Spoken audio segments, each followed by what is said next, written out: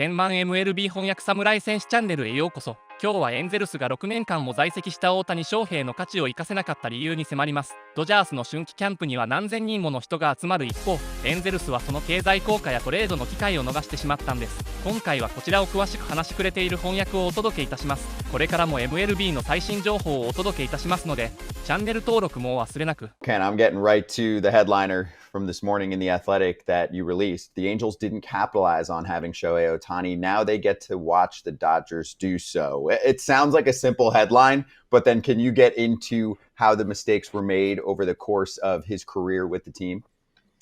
First of all, this hit me when I was at Dodgers camp this spring, and there were thousands of people on the backfield at Dodgers camp. And I thought to myself, this is an amazing phenomenon. We all know about the money they've made. We all know about Ohtani being followed by Yamamoto and now Sasaki. And why couldn't this have been the Angels? That's what came to me. The Angels had Ohtani. They had him for 6 years, and yet they never capitalized in the way that the Dodgers have. And really, what I talked about in the article were three things.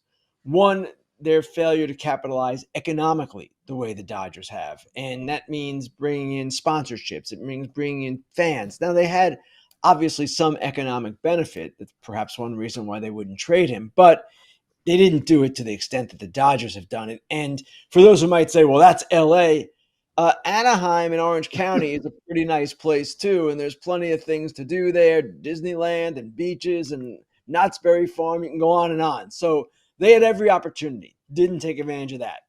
Then they had every opportunity to trade Ohtani, and they didn't do that. And in the article, I mentioned that Jackson Merrill was at one point part of the talks between the Padres and Angels when they were discussing Ohtani. This was in 22.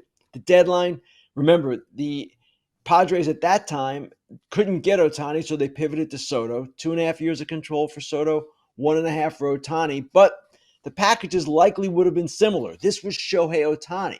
And again, Merrill was part of it. Whether he would have been part of the final deal, hard to say. We don't know. But the mere fact that they could have made that kind of deal for Ohtani, well, it just shows that, again, they missed on an opportunity. Now, if you were going to sign Ohtani, if you had that in your head, okay, then maybe you don't trade him and maybe you think we'll just keep him and do that. But they didn't sign Ohtani either. So in every step, every stage here, they fell short and they missed an opportunity. And that's why I wrote the story. People were saying, some of them in the comments, hey, whoa, we know all this. Well, no, you don't know all of it, first of all. There's some new stuff in there.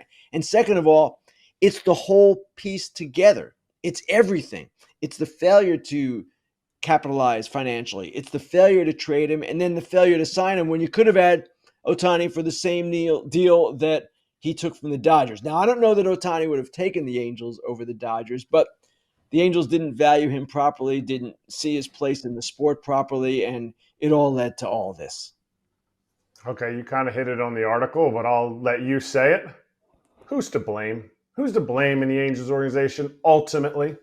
Well, the article is about Artie Moreno and why he is the one to blame, and because he's the one, of course, as the owner, overseeing all this. He was the one who did not take full advantage of the economic benefits. He's the one who did not allow his front office to trade Ohtani. And of course, he's the one who ultimately did not sign Ohtani either. So yes, Moreno is the focal point of this, the centerpiece of this. And it just strikes me as odd. Here's a team with every possibility of going into its 10th straight losing season. That's what's going to happen here. They're going to have their 10th straight losing season. And for 6 of those, they had Shohei Ohtani and Mike Trout. Ohtani was hurt for part of that.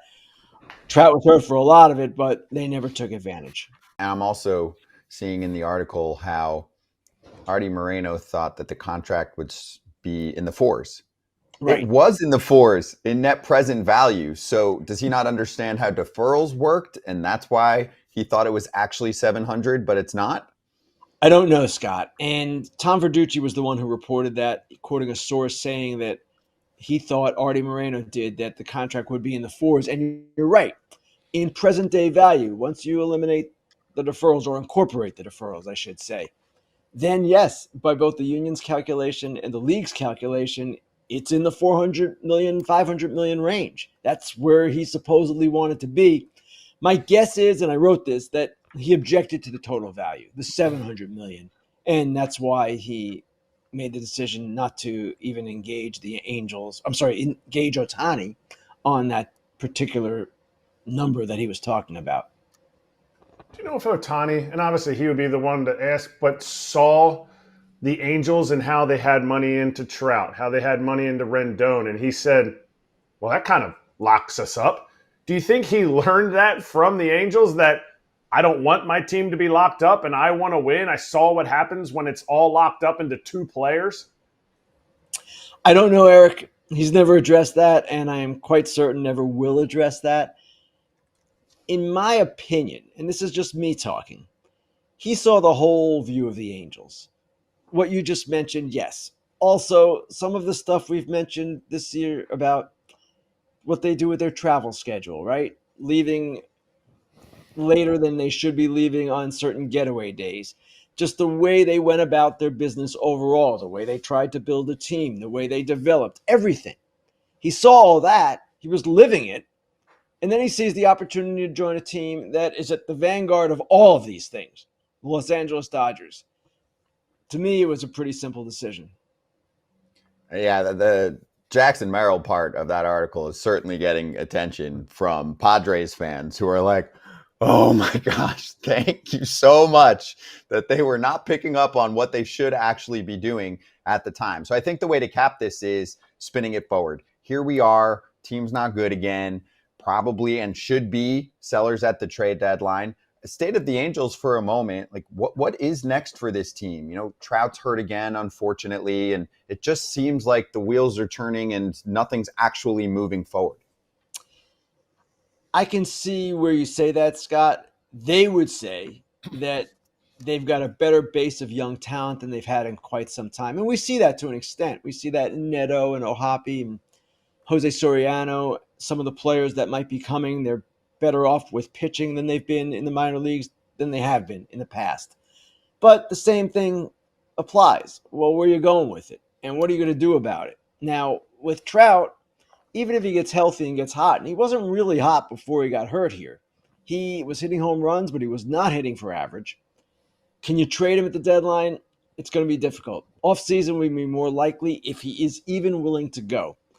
And what they should do is probably go in that direction and wait for Rendon's contract to expire, pass on Trout, or at least pass him along and get what you can out of that, at least get the contract off your books or most of it, and then go forward. But I don't see them doing that. Artie Moreno has not done things along those lines since he has been owner.